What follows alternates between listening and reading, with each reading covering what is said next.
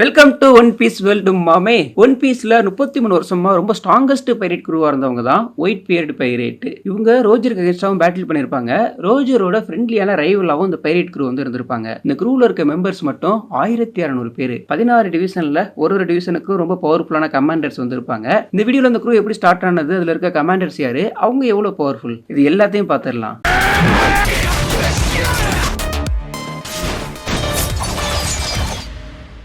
White beard இவரோட real name வந்து Edward நியூகேட். இவர் வந்து ஸ்பிங்ஸ்ன்னு சொல்லிட்டு ஒரு ஐலாண்டில் வந்து பிறக்கிறாரு. அது வந்து ரொம்ப வறுமையா இருக்க ஒரு ஐலாண்டா இருக்கு. இதனால வேர்ல்டு கவர்மெண்ட் இருக்காங்க இல்லையா, அவங்க வந்து அந்த ஐலாண்டை வந்து கை விட்டுறாங்க.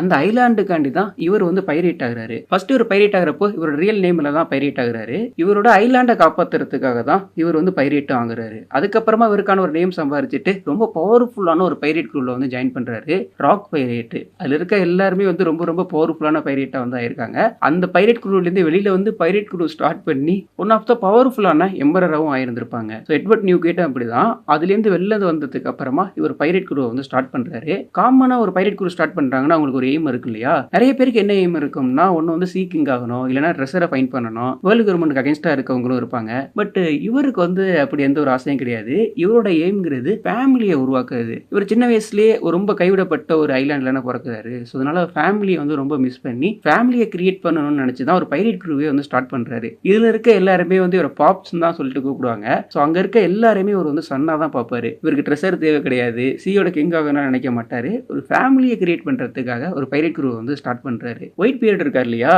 இவர் வந்து வேர்ல்டு ஸ்ட்ராங்கஸ்ட் மேன் சொல்லிட்டு மென்ஷன் பண்ணியிருப்பாங்க. அதுலயும் ரொம்ப பவர்ஃபுல்லான டெவில் ஃப்ரூட் யூசரும் கூட.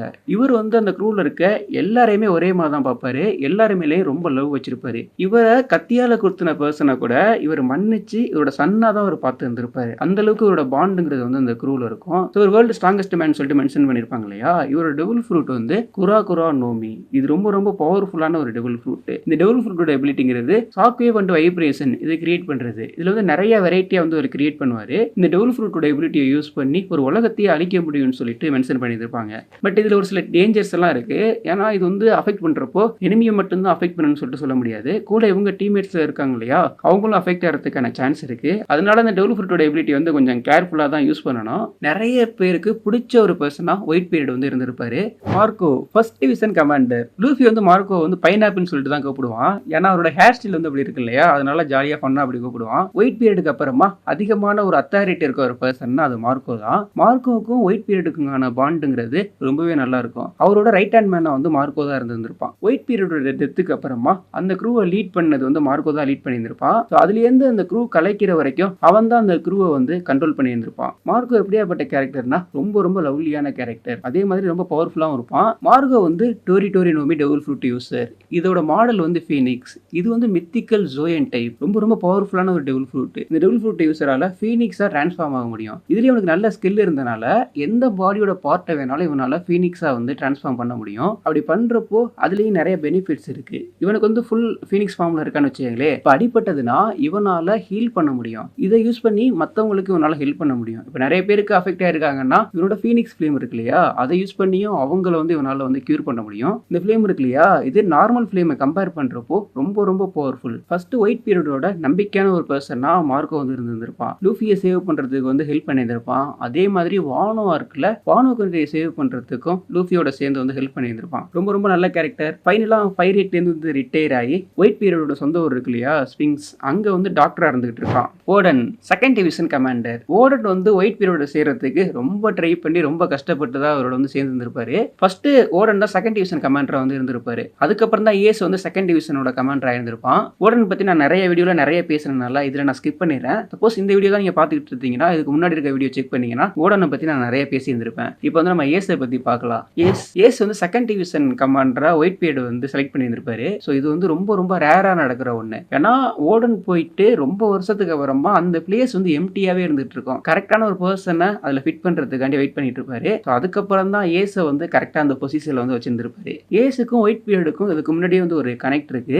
ஏஸ் வந்து கோல்டி ரோஜரோட பையன். ஸோ ஒயிட் பீரியடும் ரோஜரும் இவங்க ரெண்டு பேரும் வந்து ரைவலா இருந்தாலுமே ஃப்ரெண்ட்லியான ரைவலா இருந்திருப்பாங்க. ஏஸ் வந்து ஃபர்ஸ்ட் ஸ்டார்டிங்ல இவரோட ஜாயின் பண்ணணும்னு சொல்லிட்டுலாம் ஜாயின் பண்ணிருக்க மாட்டான். ஒயிட் பீரியடுக்கு அகைன்ஸ்டா இவன் வந்து பேட்டில் பண்ணி இருந்திருப்பான். ஸோ அவனுக்கு தனியாக ஒரு பைரேட் குரூ இருக்கும். பட் ஒயிட் பீரியட் என்றோனையுமே அவங்கள சேவ் பண்றதுக்காக சிங்கிளா பேட்டில் பண்றேன்னு சொல்லிட்டு இவருக்கு அகைன்ஸ்டா வந்து பேட்டில் பேட்டில் பண்ணியிருப்பான். இவர் வந்து டிஃபீட் பண்ணிட்டு என்ன ஆஃபர் பண்ணுவாருன்னா, என்னோட க்ரூல வந்து ஜாயின் பண்ணிக்கோன்னு சொல்லிட்டு ஆஃபர் பண்ணுவாரு. பட் ஏஸ் வந்து அதை அக்செப்ட் பண்ணியிருக்க மாட்டான். ஸோ நிறைய டைம் அவரோட ஷிப்பில் இருக்கப்ப அவரை கில் பண்ண ட்ரை பண்ணிட்டே இருந்திருப்பான். பட் அவனால ஒரு டைம் கூட சக்ஸஸ் பண்ணியிருக்க முடியாது. அதுக்கப்புறம் தான் அவரோட பைரேட் க்ரூல வந்து அவன் ஜாயின் பண்ணியிருந்திருப்பான். ஜாயின் பண்ணதுக்கு அப்புறமா ஒயிட் பீரியடோட பைரேட்டோட அந்த டேட்டூ இருக்கு இல்லையா, அதை வந்து ஏஸ் வந்து போட்டுருந்திருப்பான். அது வேற லெவல்ல இருக்கும். ஏஸ் வந்து ரொம்ப ரொம்ப பவர்ஃபுல். 3 டைப் ஆஃப் ஹாக்கியுமே யூஸ் பண்ணுவான். இதுலேயும் டெவில் ஃப்ரூட் எபிலிட்டியும் வேற யூஸ் பண்ணுவான். ஏஸோட டெவில் ஃப்ரூட் மெரா மெரா நோமி. இதோட எபிலிட்டிங்கிறது ஃப்ளேமை கிரியேட் பண்றது, அதை கண்ட்ரோல் பண்றது, ஃப்ளேம் பர்சனா டிரான்ஸ்ஃபார்ம் ஆகி எல்லாரையும் அட்டாக் பண்றது. ஸோ இவனோட இன்ட்ரோ போய் பார்க்கலாம், வேற லெவலில் இன்ட்ரோ பண்ணியிருப்பான். இவனால சிங்கிள் அட்டாக்லயே நிறைய ஷிப்பை வந்து டிஸ்ட்ராக்ட் பண்ணியிருப்பான். அதே மாதிரி ஏஸ் வந்து நல்லா இன்டெலிஜென்ட்டான ஒரு person. Josh 3rd division commander. இவர் வந்து ரொம்ப ரொம்ப ஒரு நல்ல கேரக்டர். இவரோட பிசிக்கல் எபிலிட்டியுமே ரொம்ப ரொம்ப அதிகமாக இருக்கும். இவர் ஸ்டார்டிங்ல திருடனா தான் இருப்பாரு. ரொம்ப ஏழ்மையா இருக்கனால அங்கங்க திருடிட்டு சுத்திட்டு இருப்பாரு. பட் இவர் வந்து ரொம்ப ஸ்பீடா இருக்கனால யாராலையுமே கேப்சர் பண்ணிருக்க முடியாது. அதுக்கப்புறம் தான் அவர் வந்து ஒயிட் பீரியடோட பைரேட்ல வந்து ஜாயின் பண்ணிருப்பாரு. வானோகொண்டில ஒயிட் பீரியட் என்ட்ரு ஆவாங்க இல்லையா, அதுக்கு கொஞ்சம் முன்னாடி தான் இவரோட க்ரூல வந்து ஒரு ஜாயின் பண்ணியிருந்திருப்பாரு. இவருக்கு ஒரு நிக் நேம் இருக்கு, டைமண்ட் ஜோஸ்ன்னு சொல்லிட்டு. ஏன்னா இவரோட டெவில் ஃப்ரூட்டோட எபிலிட்டி அந்த மாதிரி. டெவில் ஃப்ரூட் எபிலிட்டி இல்லாமலுமே இவர் ரொம்ப ரொம்ப ஸ்ட்ராங் தான். இவரோட டெவில் ஃப்ரூட் வந்து கிரா கிரா நோமி. இதோட எபிலிட்டிங்கிறது வந்து டைமண்டை கிரியேட் பண்ணி அதை கண்ட்ரோல் பண்றது. இது வந்து ரொம்ப ஸ்கில்ஃபுல்லாகவும் இவர் யூஸ் பண்ணுவாரு. எந்த அளவுக்கு பண்ணுவார்னா, பாடியில எந்த பார்ட்டை வேணாலும் இவரால் டைமண்டா மாற்ற முடியும். ஸோ டைமண்ட் அப்படின்னாலே இதோட டிஃபென்ஸுங்கிறது வந்து வேற லெவலில் இருக்கும். அது எந்த அளவுக்கு அதிகமாக இருந்திருக்குன்னா, மீஹாக் இருக்கார் இல்லையா, அவர் ரொம்ப பவர்ஃபுல்லான ஒரு ஸ்லாஷ் பண்ணுவாரு. ஸோ அந்த ஸ்லாஷாக இருந்தால் கூட இவர் வந்து பெரிய லெவலில் வந்து அஃபெக்ட் பண்ணியிருக்காது. இவரை விட ரொம்ப ரொம்ப பெருசா இருக்க ஒரு ஐஸ் பீஸை பிரேக் பண்ணி த்ரோ பண்ணியிருந்திருப்பாரு. ரொம்ப ரொம்ப நல்ல கேரக்டர். ஒரு டச் தான் ஒயிட் பீரியடோட பைரேட் க்ரூலயே ஒரு பெரிய சேஞ்சை வந்து ஏற்படுத்தி இருந்திருப்பான். டச் வந்து 4th டிவிஷனோட கமாண்டர். டச்சும் ஏஸும் ரொம்ப க்ளோஸா இருப்பாங்க. அவங்க 2 பேரும் சேர்ந்து நிறைய பேட்டில் வந்து பண்ணியிருந்திருப்பாங்க. ஸோ அதனால அவங்க 2 பேரோட பாண்டுங்கிறது வந்து நல்லாவே இருந்துகிட்டு இருக்கும். டச் தான் first Yami Yami நோமியோட devil fruit வந்து ஃபைண்ட் பண்ணியிருந்திருப்பான். இதை பார்த்தோன்னே டீச்சுக்கு வந்து தோணிரும் அதை எடுத்துடணும்னு சொல்லிட்டு டீச் இவனை கில் பண்ணிட்டு யாமி யாமி நோமி டெவில் ஃப்ரூட்டை திருடிட்டு ஓடிடுவான் இல்லையா, அதுலேருந்து தான் அந்த ஒயிட் பீரியடோட பைரேட் க்ரூலேருந்து வேற ஒரு ஜேர்னி வந்து ஸ்டார்ட் ஆகும். அதனால தான் ஒயிட் பீரியட்லேருந்து ஏஸ் வந்து வெளில வந்திருப்பான். ஸோ அவனுக்கு என்னன்னா, டச்சை கில் பண்ணான்ல, ஸோ அதனால நம்ம வந்து டீச்சை கில் பண்ணணும், அவனை பழி வாங்கணும் அப்படிங்கிறதுக்காக அவனை தேடி வந்து ஏஸ் வந்து போக ஆரம்பிச்சிருந்திருப்பான். டச் வந்து நல்லா பேட்டில் பண்ற ஸ்கில் இருக்கக்கூடிய ஒரு பர்சன் தான். ஸோ இவனுக்கு வந்து டெவில் ஃப்ரூட் எபிலிட்டி எல்லாம் கிடையாது. இவன் வந்து ஸ்வாட் யூஸ் பண்ணி நல்லா பேட்டில் பண்ணக்கூடிய ஒரு பர்சன். விஸ்டா வந்து 5th டிவிஷன் கமாண்டர். விஸ்டா வந்து ஒயிட் பீரியடோட ரொம்ப காலமா இருந்துகிட்டு இருப்பாரு. பானோ கண்ட்ரி போவாங்க இல்லையா, ஸோ அப்பையிலேருந்து கூட நம்ம விஸ்டாவை பார்க்கலாம். விஸ்டா ரோஜர் பைரேட் இருக்காங்கல்ல, ஸோ அவங்களுக்கு அகைன்ஸ்டா பேட்டில் பண்றதுலேருந்து இவரும் வந்து பேட்டில் பண்ணியிருந்திருப்பாரு. இவர் வந்து ஸ்வாட் யூஸ் பண்ணி பேட்டில் பண்ணுவாரு. இவரோட எக்ஸ்பீரியன்ஸுங்கிறதும் ரொம்ப ரொம்ப ஹை. இவராலையும் ஸ்வாட் யூஸ் பண்ணி வேற லெவலில் பேட்டில் பண்ண முடியும். மெரின்ஃபோர்ட் வார் இருக்கு இல்லையா, அந்த வார் அப்போ லூஃபியை இவர் தான் சேவ் பண்ணியிருப்பாரு. யாருக்கிட்ட இருந்துன்னா, மீஹாக் கிட்ட இருந்து. மீஹாக் வேர்ல்டு ஸ்ட்ராங்கஸ்ட் ஸ்வாட்ஸ்மேன். அவருக்கு அகைன்ஸ்டா ஸ்வாட்ஸ் யூஸ் பண்ணி பேட்டில் பண்றதெல்லாம் வந்து ஈஸி கிடையாது. பட் விஸ்டா அவருக்கு அகைன்ஸ்டா வந்து பேட்டில் பண்ணியிருப்பாரு. ஸோ அந்த பேட்டிலுமே ரொம்ப டெப்த்தாக தான் போயிருந்திருக்கும். அதுலேயும் மீஹாக் வந்து ரொம்ப பவர்ஃபுல்லான ஸ்லாஷ் டெக்னிக் வந்து யூஸ் பண்ணியிருந்திருப்பாரு. பட் அதையுமே இவரால் வந்து ஸ்டாப் பண்ண முடிச்சிருந்திருக்கும். இவர் வந்து ஒயிட் பீரியட் குரூப்ல இருக்கிறதுலேயே ரொம்ப ஸ்கில்ஃபுல்லான ரொம்ப பவர்ஃபுல்லான ஸ்வாட்ஸ்மேனா விஸ்டாவை தான் பார்ப்பாங்க. விஸ்டா த ஃப்ளவர் ஸ்வாட்னு சொல்லிட்டு இவருக்கு வந்து நிக் நேம் இருக்கு. ஓடனுக்கு முன்னாடியிலேருந்து இவர் வந்து அந்த குரூவில் வந்து ரொம்ப பவர்ஃபுல்லான ஸ்வாட்ஸ்மேன் இருந்திருப்பாரு. பட் நான் ஓடனை நான் கம்பேர் பண்ணல.